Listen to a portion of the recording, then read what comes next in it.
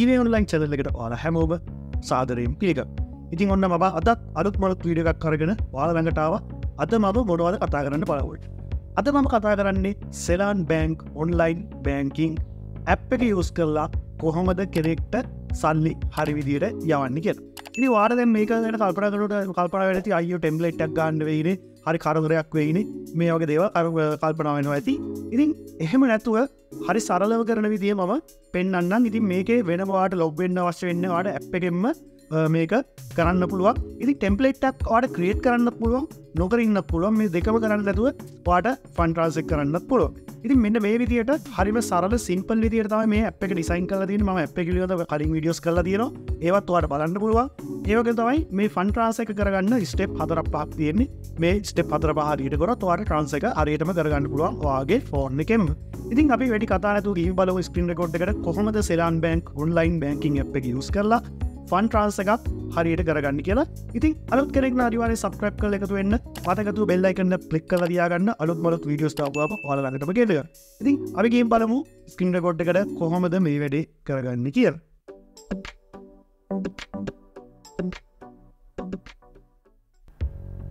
Right, මේ වැඩේ කරගන්න අපි මුලින්ම Seylan Bank එකට මෙන්න මේ විදියට log වෙන්න ඕනේ. ඉතින් මම මේ app එකෙන් මෙන්න මේ විදියට log වෙනවා.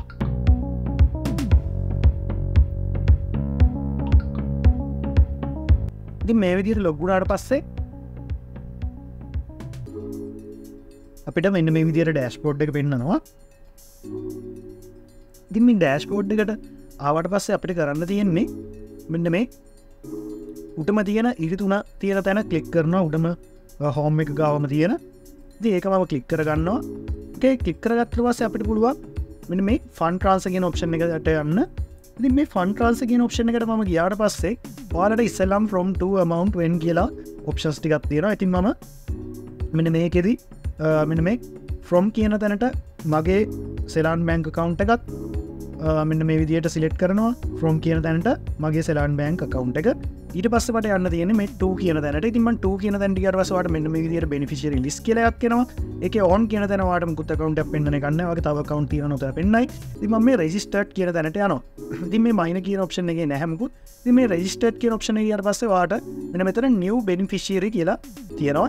ඉතින් මෙන්න මේ new beneficiary කියන තැනට ගිහිල්ලා ඔයාලට පුළුවන් මේ bank name කියන තැනින් ඔයාලට අදාළ bank එක select කරගන්න.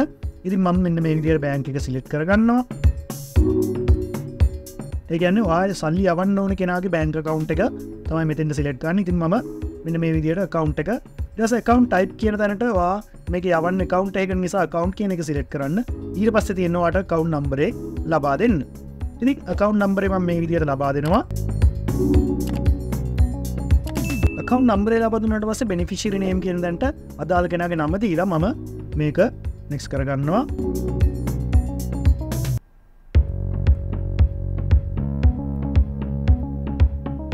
ඊට පස්සේ මෙන්න මෙතන ආනවා beneficiary save කරන්නද කියලා. ඔයාලට yes කරොත් මේක save කරන්න SMS එකක් එනවා. ඉතින් මේ SMS code එක දුන්නාට පස්සේ ඔයාලට මේක template එකක් විදිහට save කරගන්න පුළුවන්. එහෙම නැත්නම් ඔයාලට මේක no කරලා template එකක් නැතුවම ඉස්සරහට යන්න පුළුවන්. ඉතින් මම save කරන විදිහත් මේකෙදිම පෙන්නන්නම්. ඉතින් මෙන්න මේ විදිහට save වුණා. ඉතින් මම මේක done කරගන්නවා.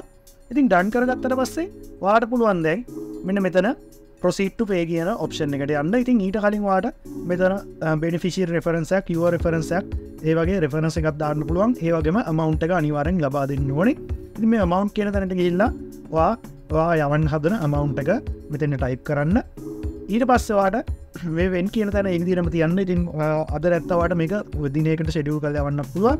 ඉතින් මම දැන් යවන්න නිසා මම මේක ඒ විදිහටම තියනවා. ඉතින් beneficiary reference කියන තැනට ඒ කියන්නේ යවන කෙනාට reference එකක් මොකක් හරි transaction එකේ තියන්න ඕන නිසා මම මොනවටද මේ payment එක ගන්න කියලා කෙටියෙන් සඳහන් කරන්න. ඉතින් beneficiary reference එකට එහෙම දාලා your reference එකකට ඔයාට කැමති reference එකක් දාගන්න. ඒ කියන්නේ ඔයාට මොකක් සඳහාද මේ සල්ලි යවුවේ කියලා track කරගන්න reference එකක් දාගන්න. ඉතින් මම මේ දෙකම දාගන්නවා. දාලා proceed to pay කියන option එකට මම යනවා. ඉතින් හොඳට double check කරගෙන මේක proceed to pay කියන එකට යන්න. ඉතින් proceed to pay කියන එක මම මේ විදියට ලබා දෙනවා.